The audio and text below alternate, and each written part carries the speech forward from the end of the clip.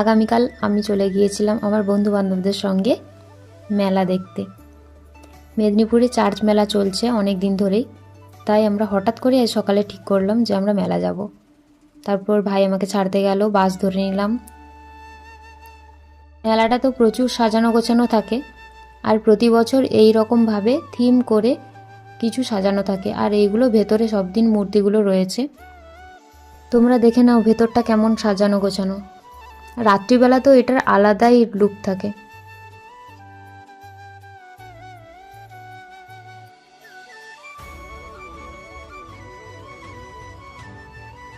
মেলায় গিয়ে আমাদের একটাই উদ্দেশ্য থাকে, খাওয়া আর খাওয়া।